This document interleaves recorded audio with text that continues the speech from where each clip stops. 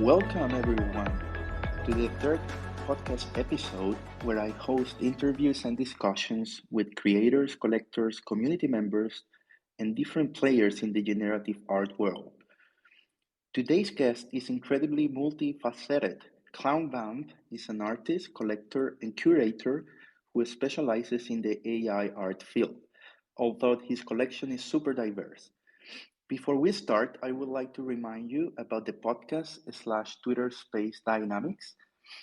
Every Monday, I'll record the Twitter space around this time, so 7 p.m. UTC. You can tune in to ask questions live. So if you would like to ask questions to ClownVamp, you can use the chat icon at the bottom right and tweet your questions. If you cannot tune in, I'll share the episode as a podcast via my Substack, calo.xyz, and podcasting platforms like Apple and Spotify. Let's get started. ClownVamp, thanks for joining. How are you today? Hey, it's good. We talked so much online, but never voice to voice. It's also just nice to hear your voice. I'm having a wonderful day. Yeah, that's amazing. Thanks a lot for joining. I'm a big fan of you from all the stuff you're doing.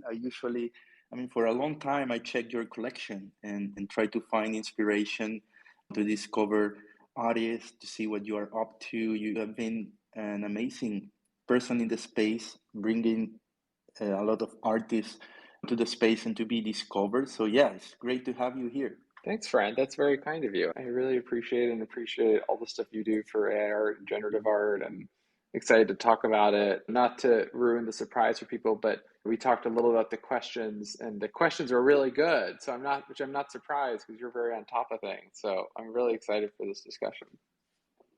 Yeah, and we have so much to talk about. We are afraid actually that we might not be able to cover all the questions. Let's see what we can do. So, ClownVamp, first of all, what's the meaning of your name? It's a very interesting name. Well, ClownVamp is a character who he was born a vampire and didn't want to bite people. And so he ran off to join the circus. So that's the story, and I'm sticking to it. But the background behind how it came to be was I was really fascinated by this CryptoPunk that had clown nose, clown eyes, and vampire hair.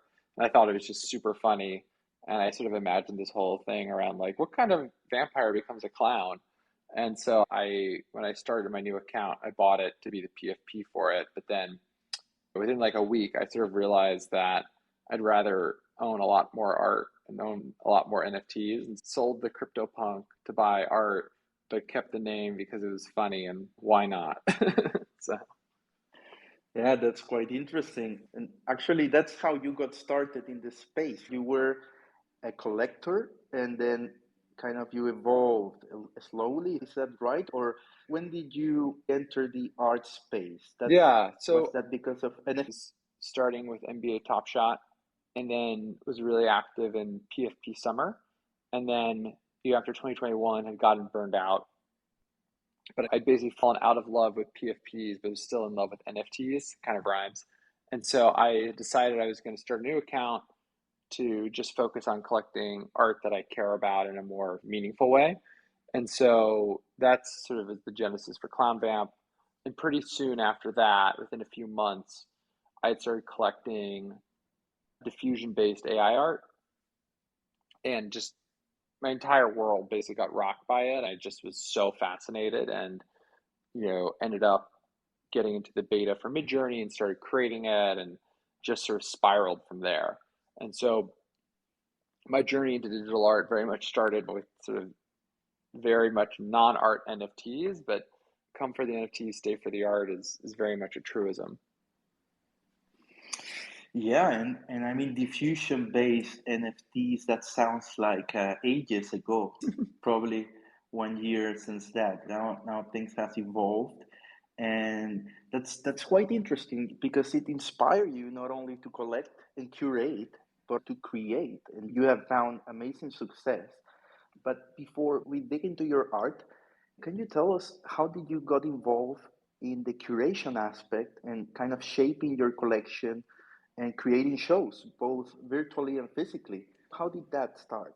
Yeah, so I grew up always really liking the sort of tactile part of collecting. So the Pokemon cards, I liked organizing and reorganizing. And I was a coin collector as a kid, and I had those little foldy binders that you would put the coins in and try and find all the different variations. And so I find something very, existentially soothing about all that.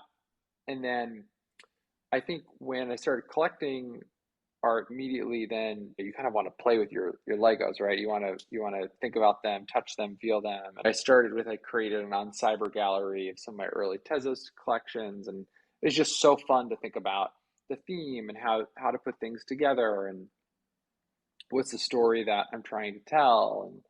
And the sort of biggest thing sort of I've done curation wise was in March of this year, I curated a show with Super Chief that was a all AI art show. So it was a group show for the art collective I'm in. And what was really fun about it was I have a lot of perspective on what I think is sort of lacking in a lot of NFT shows, and I was able to actually like make those changes and do those things, and that for me was really fun and just a way to experiment and think about what are stories that we can tell and what are stories that are maybe even specific to AI art. And so the curation thing is something I really, really love. I try to every Sunday put together a tweet thread where I highlight different sort of facets of AI art. Sometimes it's specific artists, sometimes it's technique, sometimes it's history. But I don't know, it's like half the fun, right? Half the fun of collecting your Pokemon cards is getting to play with them and sort them and organize them and think about them. And so it's just part of the geekiness. Yeah, and I think just like the story you mentioned with your PFP, I think you're quite the storyteller, and you have found ways to create stories both as a curator, as a collector, and as an artist. And that's why you're in that case the Super Chief Gallery show you curated. I remember I write a newsletter and I write twice a week, and sometimes I run out of ideas. And I remember that week I was scrolling through Twitter and I found your show. I found the exhibition, and boom, I had like, well, now, and I have so much to write about. And it's because that show, you could see how you put together the pieces, and each piece had a story on its own. And you were also part of the show. So, is that like the storytelling part? Is it something that it's new for you, or across your life you have been always telling stories, writing? How did that happen, or is that something new for you? Yeah, so just to give people context, so the show in March that we did was it's called Deep Fake, and the whole idea was to play with the ideas of what is real, which I think I has a particularly unique and fun sort of punk rock look at this kind of question. And so this is everything from questions around plastic surgery to consumerism to sort of our personality and what parts of it are real versus constructed. And so people had a lot of fun with the topic. And what was cool is I think when you went through the show, you could sort of see how people were looking at this question from a lot of different angles, and both how they approached it from their sort of art and their technique and their aesthetic, but more sort of critically to the show, conceptually too, which was really fun. And then I think in terms of storytelling, I've had a career, I've done a lot of writing, primarily on the nonfiction side. And I had only recently started getting really into fiction stuff when I found AI art. And I hadn't yet found the way I wanted to express that interest in fiction. And so part of what happened with me was I was going through this phase in my sort of writing career where I wanted to do more storytelling, I wanted to do more AI art, I wanted to do more fiction. And AI art came about and was like, whoa, here's like this thing that marries my interests in NFTs. As a kid, I was really into photography. I thought for a long time I wanted to be a professional photographer. So I had this sort of latent interest in visual media. And then I really liked this sort of, I'm a techie, and so I really liked the tech angle of it too, and the rate of change and innovation. So I think part of why I was so sucked in by AI art was I was going through this phase in my life where I was looking for more ways to express myself when it comes to fiction. I've always been really interested in visual media, but it's sort of not found the way as an adult to really grab hold of that. And then I love technology and I love all the sort of things that it can do. And so this was really perfect. And my art practice has become sort of by accident, I guess, has become really focused around using these tools to build narratives. And so a lot of the things I do have sort of a conceptual or narrative angle to them. And for me, that's really fun because I sort of think about the challenge of AI art is that you have a tool that's radically decreasing the amount of time it takes to make something. So I can create a painting in 10 hours or 12 hours that would take someone by hand 100 hours. And so there's a few different things you can do in that sort of math equation. You can either create more art, you can create really, really, really complicated art, or you can sort of play with the conceptual nature of that art. How does this art fit within something? And so for me, I've really enjoyed that last element, which is doing this world building, doing this storytelling, doing this conceptual work, thanks to the fact that AI art allows you to create things in a much faster amount of time. Now, it's not 0 hours. Creating AI art is really time intensive, but it is way faster than creating something by hand of sort of equivalent aesthetics. And so to me, that like general grounding physics of AI art means that there's just more room and time, and for me at least, a natural desire to play with the concept side of it.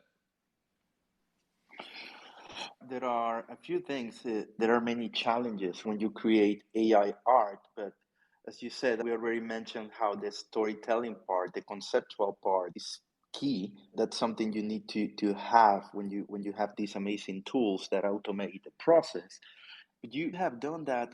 Besides the storytelling part, you also have found a style that you can replicate in a way. It's not the exact same style, but I have heard many people mentioning, oh, this is a ClownVamp across different collections, even if your collections are very diverse. So what's your secret to finding this style? And is it something you try, like your collections, people can distinguish them from one another, or not really, or you pay a lot of attention to that?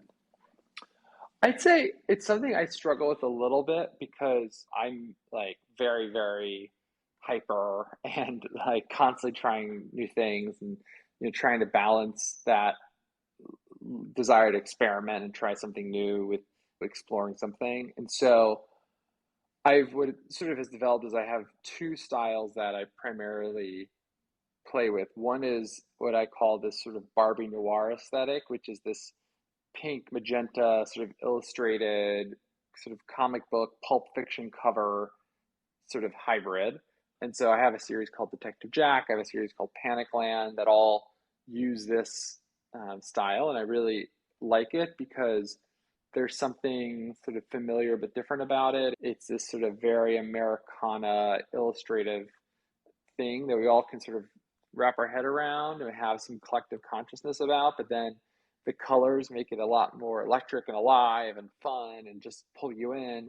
And so I really like doing that. And the other style is this sort of varying degrees of surrealness, but applied to Impressionism. So sometimes it's very straight Impressionism, I guess pun intended, with my last show that I did. But then also I do this series called The Truth, which is the story of an alien invasion told through Impressionist art.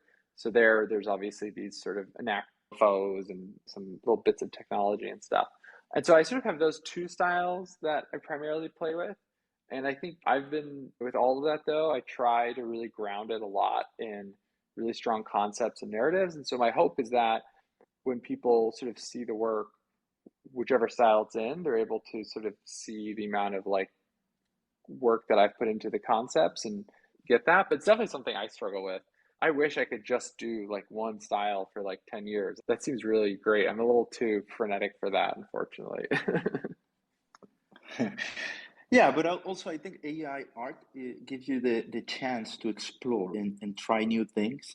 And I think we should embrace that. And in a way, you're doing that with your evolution. I remember the first collection I saw from you was Detective hmm Jack. And it's kind of a story, it has seasons. Can you tell us a bit about that it's like a comic book. Am I right? Yeah, so it's Detective Jack is a choose your own adventure series. It's a murder mystery series, and so it was really inspired by my growing up. I really loved the Hardy Boys, and I really loved like Goosebumps, choose your own adventure books. And as an adult, I really loved things like Daniel Silver and James Patterson. These sort of formulaic-esque thrillers, or not thrillers, but like mysteries. There's something, for me at least, really comforting about a Patterson novel where you kind of know roughly what's going to happen, and you just get to see in which way does it happen in this book. And there's something I like about I'm a those. Yeah, big they're fan of really James fun. Patterson. Yeah. They're really Yeah, I was fun. like, I think 16 years old, and I was reading James Patterson stories. It was crazy. I don't know why I liked them, but I think you defined it well. You kind of knew what was going to happen, but you still wanted to read it. Yeah, and he has this great breathlessness with how he writes, and you're really good at pacing and plot, and doesn't overdo it, but also doesn't underdo it. And so I had all this love for all these things, and so I had been experimenting a bit with some burn mechanisms last summer before the sort of burn mechanism meta, and Tezos makes it really easy to do that. And I was like, oh, I like had an epiphany one day. I was like, oh, I could do a choose your own adventure that's all driven by burns. And so the idea for Detective Jack came about, where it's the story of Detective Jack Crimson, who's the only honest cop in the 1960s era LAPD. He's incredibly handsome, but emotionally unavailable. And of course, like any good detective novel, detective is.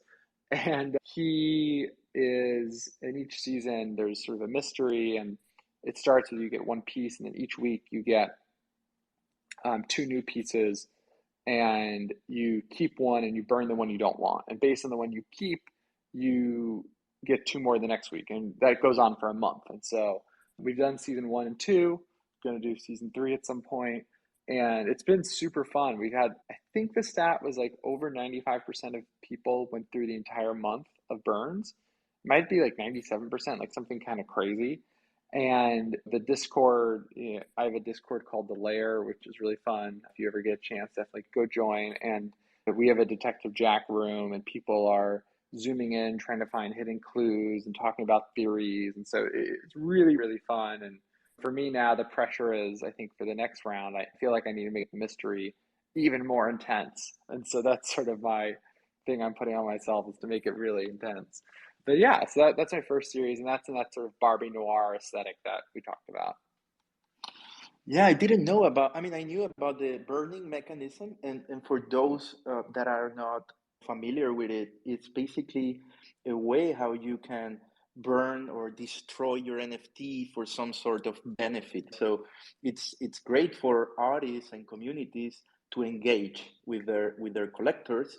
And I didn't know you had a Discord. That's quite interesting. So, do you think, ClownVamp, that helped you for other artists that are out there that maybe haven't explored this possibility? Do you think that's beneficial? Because it's not in all your collections. Is it on Detective Jack only, this sort of burning mechanism? I've done burns on The Truth. So The Truth is my alien story, and I've done a lot of burns on that one too. I think about, I think I've spent a lot of time also as a collector. I collect a lot of art now, and I think that I really like to play around with ideas around abundance and scarcity in general. And I think AI art is really fertile for that. But when it comes to collecting, I also think those are really fun questions. And having some level of self-direction when it comes to my own collection. I like having to make decisions. I like having to make trade-offs. I don't want to live in a world where I get every NFT. Like part of the fun of NFTs is the scarcity element of them. And so for me, part of the fun of it is having to make that hard decision. And with the choose your own adventure mystery, it's like part of the joy of it is every, you know, sometimes the decisions that we really come to appreciate in life, they also have sort of opposing regrets that we may have also felt as a result of them. But that's part of maybe what makes them so joyful. And I think about that when it comes to what I do, which is that, I want collectors to feel a sense of agency over their NFTs. I want them to be able to do stuff with them. I'm really fascinated by things like, I don't know if you saw what Patrick Amadon's doing with his Doppelgänger contract with Transient Labs, where you get to pick across different images, which ones you want your NFT to be. I am just sort of generally very fascinated by these questions around control and how those play out in your art collection. And so I've been really fascinated to watch, as I'm sure you have too, all the stuff around FX parameters and QQL and some of these ways in which they're trying to bring agency to collectors and generative art, which I don't think has necessarily worked exactly the way that people were expecting it to work. I think there's been some surprising sort of things that have happened there. And I'm just really fascinated by those questions. I don't have answers necessarily, but I do have a lot of questions. And so that's a lot of the stuff you see me doing with burns or things like that is me sort of playing around with these ideas. Yes, and you build a connection with the collectors that way. They kind of have to make decisions. They have to think about your art. They have to decide which one they prefer. Do I want to burn this to get this other one? And with QQL and these other participatory experiences, it's something, what's interesting about that is that it's not possible in the traditional art world. That's a clear way how NFTs and NFT art through NFTs bring a new value proposition to art collectors, which is a mix of games, decision making. And if you are not here for that, that's okay, because you don't need to make a decision. You're not Totally. forced to do something. And yeah, I think that's very, very interesting. And I think the space will continue to move in that Yeah. direction. And I also like for me, part of the fun of it was during the month of the season, there's no ability, you can't do any secondary trading. So if you sell any of your pieces, you don't get any future pieces from that season. Or if you buy a piece, it doesn't get any of the airdrops. And that plan has basically worked. I think there was one secondary transaction out of like 500 plus players. And so it basically worked. And part of the fun of it was getting everyone to slow down and sort of enjoy the NFTs and enjoy the story. And if just for a moment, take a step away from the financialization of them. And I also think that's just kind of interesting too. Part of the fun of NFTs definitely is that they're heavily quantifiable. You can know if you're good or bad at collecting to some degree because the market is giving you this constant feedback loop. But that also comes with all sorts of downsides and negatives. And so part of the fun of it, removing that for a little bit. And how do you deal, ClownVamp, with the communication? Because all these dynamics making it interesting, complex, and there are many people in the space that don't have that much time. I get that a lot in the blind gallery. So some people miss some drops or miss some announcement. We had some burning mechanisms incorporated. So how do you deal with that? Because it's not easy to keep track of everything. What has worked for you in that regard? Yeah, I think two things. One, keeping it really simple. So on Mondays, you get an airdrop. By Sunday, you have to burn one, and just repeating that over and over again. And then the other thing is having really good support. So I have an amazing team of mods on Discord, and one of them specifically, who a lot of people know, is Quitters, who is anything but a quitter, although that's his name. And they help me with tracking all of the game holders for Detective Jack and who has what and who burned what. And so they'll send me a list of, hey, these people haven't burned. And I'll just go and DM everyone by hand and just say, hey, don't forget to burn by tomorrow. And it's like slightly tedious, but that's okay. Like life doesn't have to be perfectly efficient. I'm okay with sometimes doing things that are maybe a little non-digital, if that makes any sense. And so, yeah. Yeah, and I'm sure they like that in a way. They appreciate that you take the time to individually reach out. Hey, you need to burn or you need to make a decision, otherwise, you won't be able to do it later. I'm sure they also enjoy that part, to be in touch with the artist behind it. Do you enjoy that as well as a collector when there are like different kind of events that you get to know the artist better? Is that something Yeah, that I think kind of you learn? as a collector, it's something I definitely appreciate, and it's different with a lot of the artists I collect. There's like a broad spectrum. There's people I've become friends with. There's people who I've become friendly with, but aren't necessarily friends, and that's okay too. And there's people who my relationship with them is getting to just be a fan and appreciate their gift but not necessarily know them, and I think that's okay too. Obviously, like anyone, we always want to be able to have some sort of relationship with people whose work we appreciate, but sometimes it's okay if that doesn't happen either. But yeah, I think that's one of the natures of all of our NFT collecting, crypto art, and is that there's this closeness that is a lot easier and more intimate than in trad art. And but I do think there's something, and obviously even in traditional art, people are always sort of fascinated by getting to know people and feeling some sense of connection. Right, and that takes me to your last show, which I will say, maybe I'm wrong, but I will say was more like the traditional art way. It was a physical solo show in New York City, so that's really exciting. The Chester Charts, that's the name of the collection, and it was a collaboration between you, Super Rare, and Transient Labs. Am I right? Yeah, so the show was basically born of this idea of exploring sort of messed up timelines. And one of the timelines that we all participate in, especially people who create AI art, is art history timeline. And in the art history timeline, there's big gaping holes and errors and missing things. And one of them is I'm gay, and when I walk through, I live in New York, when I walk through the sort of impressionist wing of the Met, there isn't a bunch of signs of gay love. There isn't, there's not even really anything that homoerotic. And so that's something where one of the powers and pieces of magic around AI, something that I think is really sweet and tender, is that it allows you to remix different visual concepts. And so, for example, you can make queer impressionist art, which doesn't really exist other than a couple of very sparse examples. And so the idea for the show was to do a few things. One was to sort of emphasize what could have been, what should have been, what might have been.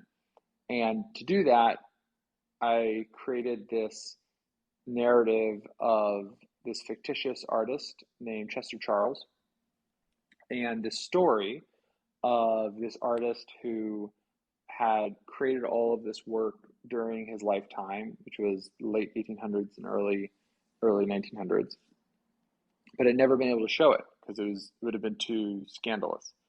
And the narrative is that we found this art a couple years ago, and in our sort of very social media age, it had gone viral, and people became obsessed with the story. And this was the first retrospective of Chester Charles's work.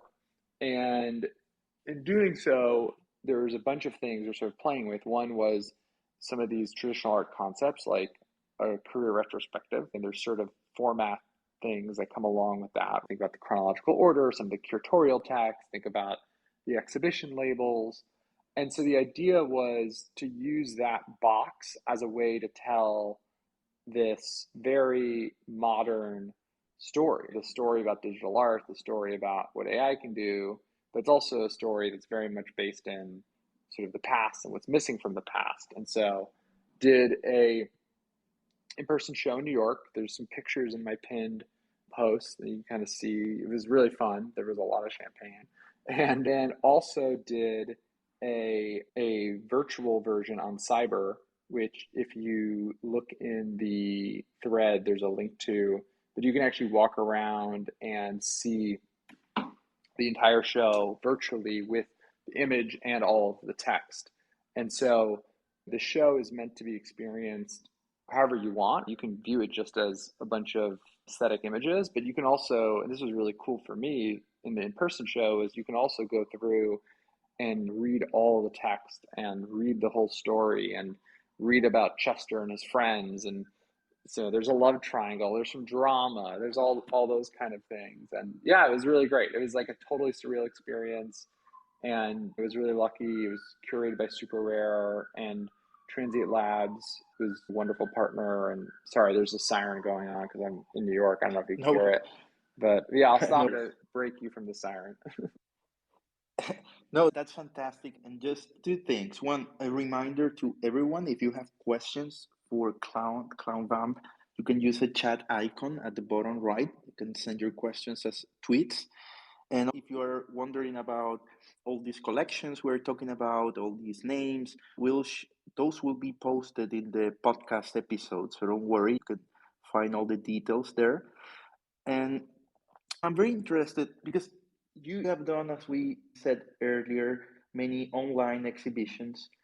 And now this was like a whole new experience. And you did it with Super Chief. I believe there was also a live show.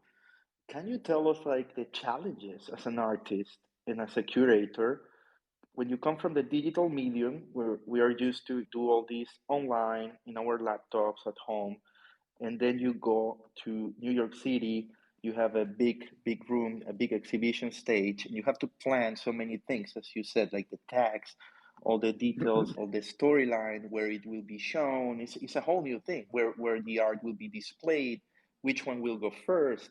Think about the walk that the spectators go through. So can you tell us like what were some of the challenges that you faced during your live shows coming from the Yeah. digital world? Yeah, so the show in Los Angeles was at Super Chief LA, which is this awesome giant warehouse. It's where we did the big group MAIF show.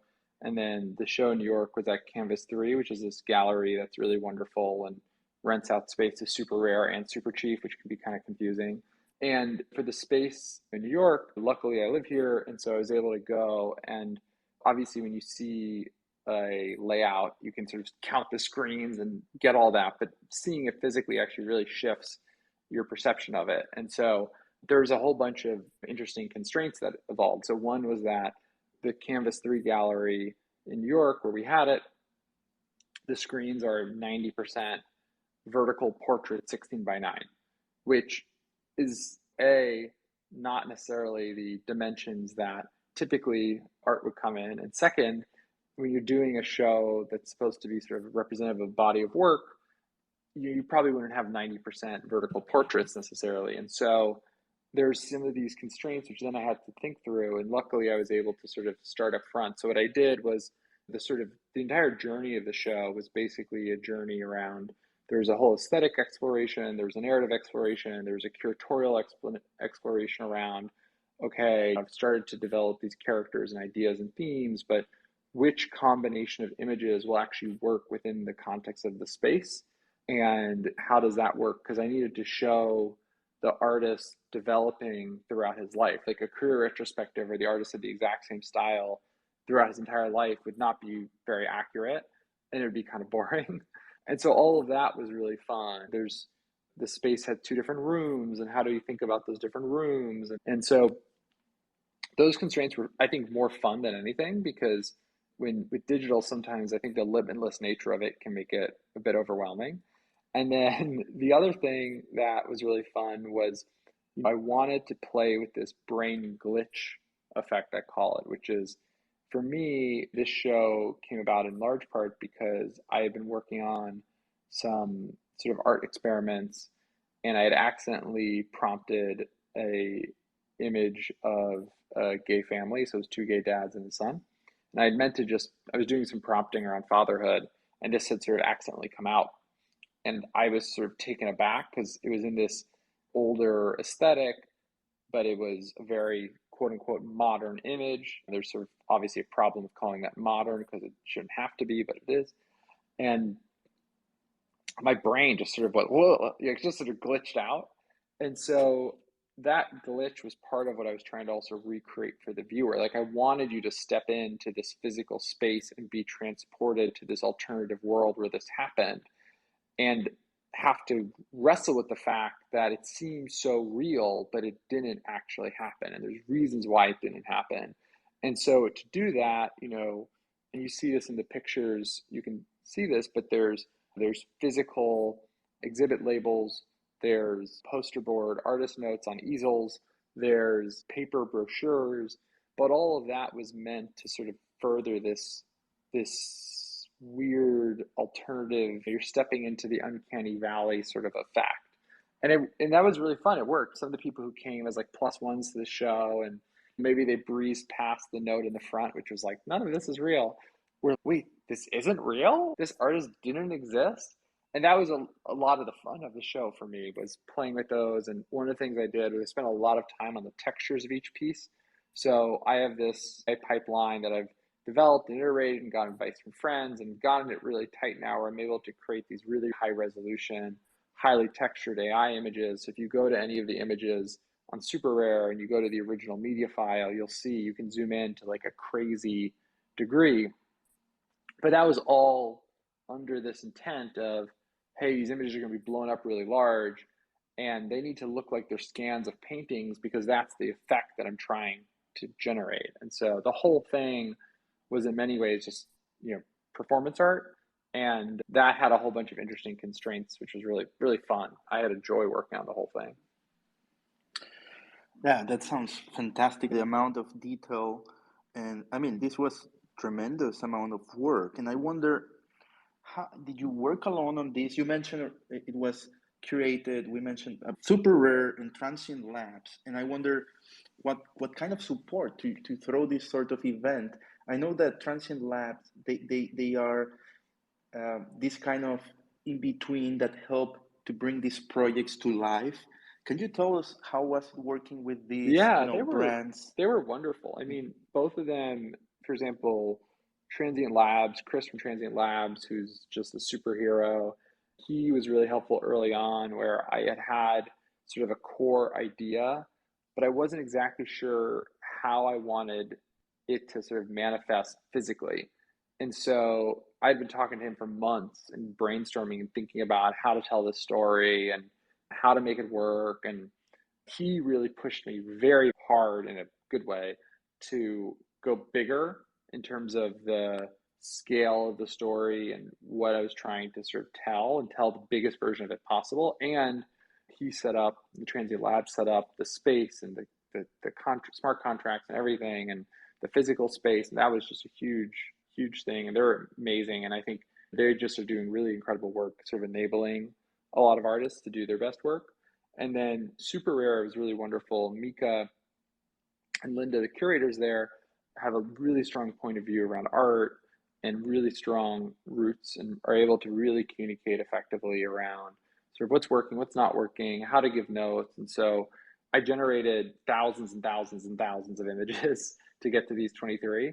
And as you can imagine, there's rounds of curation involved in that. And some of the hardest things were the things they helped me with the most, which was, hey, I have like the sort of act two of the show where, he's midlife, he has drama, he has these relationships. There's a couple of different directions I could take it. Which direction should I take it? And just having that sounding board was something that was really nice. I think part of what's attractive about creating art is the solitary component of it and being able to work at your own pace and in your own cocoon. But having those really smart, talented sounding boards was a really big win. So I definitely get why people end up in art groups and have collaborators and stuff. I think this to me was the ideal where I could sort of lean on smart people as much as I wanted, because I did like retreating into my little cocoon, but it was super helpful to be able to have a thought partner and have someone also just to push me too. Right, and I mean, not only it seems that they not only helped you from the logistic standpoint, also artistically. Totally. And when you get that kind of professionals, of course, helps the show in general, but you learn a lot from them for the future, especially if they are curators. You're also a curator, and that takes me to the next topic, which is MAIF. And I'm not sure if I'm pronouncing that well. MAIF group is an AI group of artists where I've been told you are the leader of the group. Can you tell us a bit about that? What does it mean, MAIF, and what is it about? Sure. I'm definitely not the leader of it. It's too decentralized and sort of amorphous, I think, to have a leader. I did literally create group on Twitter, but originally it was just a group chat that sort of spiraled out of control in a good way. But it was last year I'd started collecting a lot of this sort of early diffusion-based AI art, not as much of the GAN stuff, but some of the people who were using Midjourney and Stable Diffusion early on.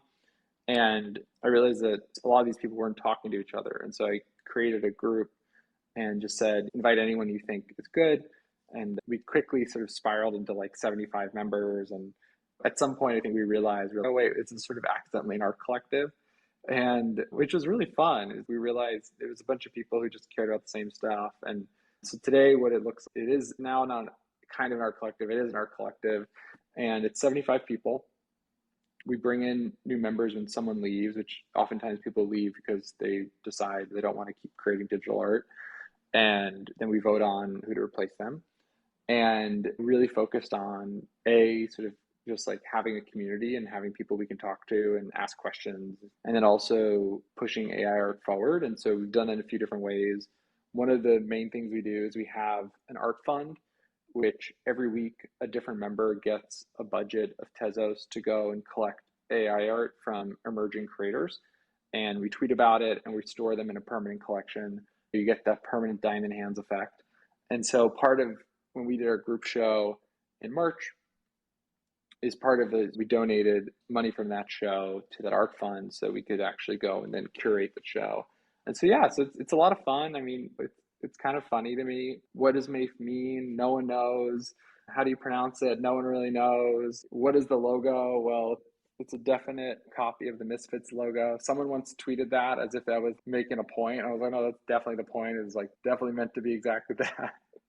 So yeah. I've heard many. That's fantastic, and as you said, like the part that you are supporting each other, I think that's key, and that takes me to my next question. Now, somebody that like you that have found success as an artist, as a curator, as a collector, what would be your advice for an aspiring AI artist entering the space?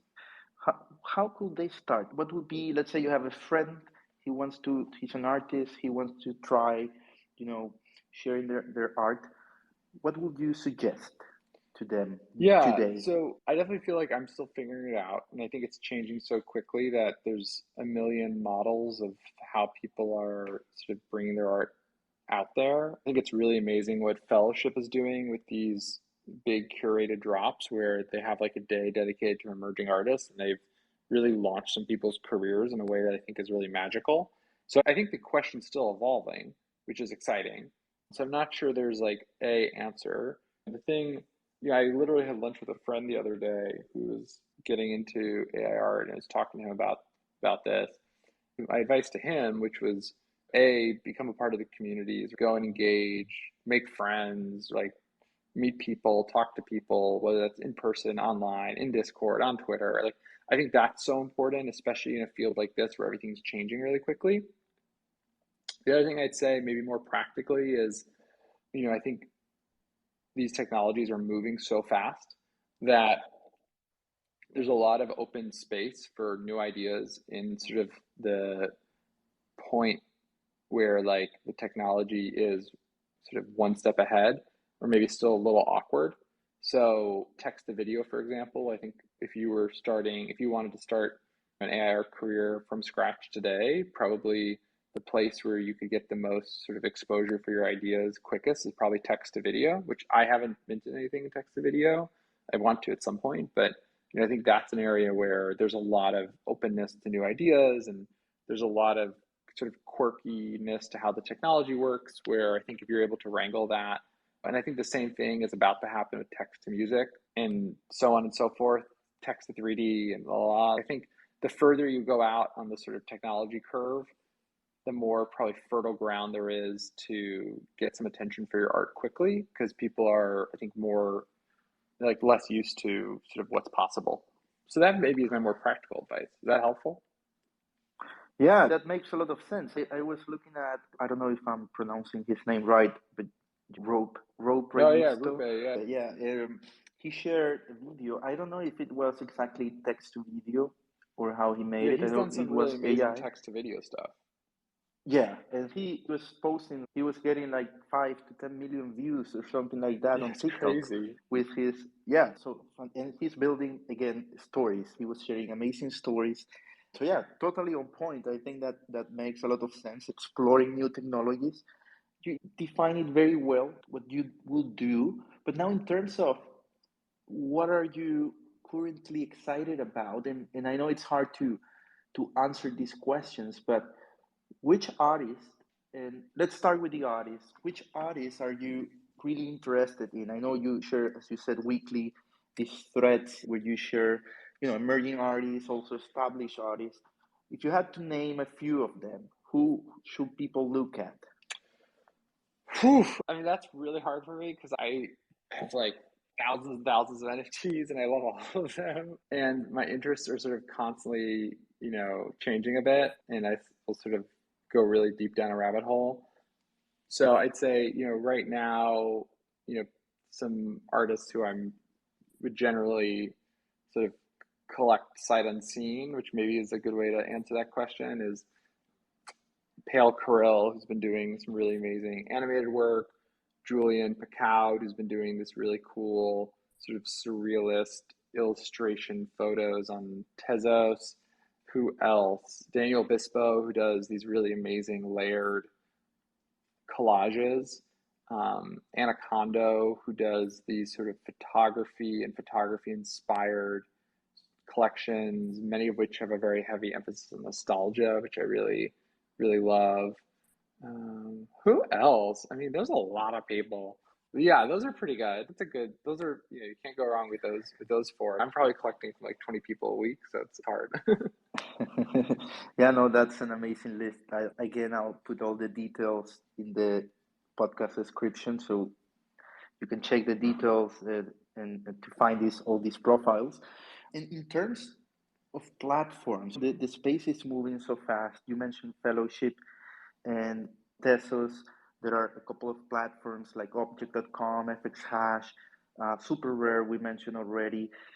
Are there other platforms that you are excited about, that you're spending time there for one reason or another, that you think play an important role in the AI space? Yeah, I think I'm really excited about what Taj is doing with Skalda. He's working on a show. So it's a new platform that's going to be sort of artist-led curations. The first show is with 0009, who I think is in this space. I think I saw him, or at least he was. Yeah, hey, there you are. So definitely go check out his Twitter to go read more about that. But I think that's coming in the next few weeks. And so I'm really excited about them because they're just all super talented and love the Braindrops team and love the Super Rare team. I think Super Chief has been doing a really phenomenal job of just they have a really good eye and have been picking up really smart, really talented artists early in a really smart way, giving them really good opportunities. I've been really impressed by that. And so I think we're sort of, in a good way, I think we're sort of drowning in good energy.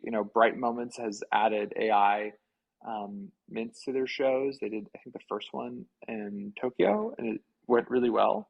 And so that's been really exciting. And so I think there's been a decent amount of sort of energy towards this question of, is someone going to build like the AI platform? And I don't think so. I think AI art is too sort of all over the place. It's too hard to sort of wrap into a box. I think there's going to be a lot of different platforms. Like there's this team, EmProps, which is doing really cool work with generative AI. And basically what they mean by that is that it automatically diffuses and mints on command. So rather than someone minting a lot of outputs and then curating them and then minting them, this is literally blind diffusing, kind of similar to how it would work with like an art blocks model for generative code-based art. So I think that's really excited. Vass is also doing a similar thing there. She did a drop with Ganbrood. So there's like a lot of stuff going on.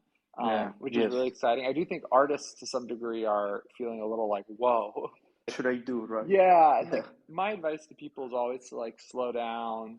You're in this to be your own boss, right? And so it's okay to go slow. You don't have to say yes to everything. And just like, trust your gut, trust what feels right. And yeah, and there's a lot of really cool stuff going on. And you just did a great drop that I collected a piece from with Blind Gallery, which was awesome. And so they're like, there's so many cool things going on.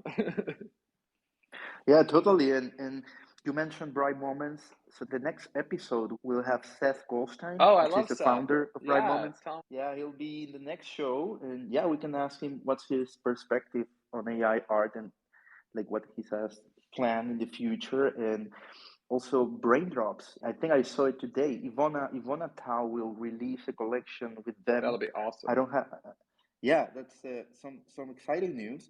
And as you said, it's like many things happening. It's hard for a platform to kind of dominate because the technology moves so fast, and then there are so many options. And now with the different blockchains, and as you said, MProps is integrated. They have this mechanism where they can kind of automate the minting, and so they build that. They spend a lot of time. They are still figuring it out to make it faster. And at the same time, other technologies emerge. And then you start to use text to video, as you said. So, Yeah, and I think yeah, I very think exciting. I'm interested too in I feel like a lot of the AI forms of creation that we're talking about right now are sort of ports of traditional creation. So like text to image, text to video, text to audio, text to music. I'm also interested, I think we're really close to a sort of exponential moment where we're also going to get really new formats. And so is that sort of video games as art? And obviously we've already had that, but like in a new way, right? Where if one person can create giant virtual 3D worlds that are immersive and interactive, what does that mean for art? What does art look like? I also think we're really on the precipice of some AI native art formats that I'm really excited about and I want to play with and I want to build.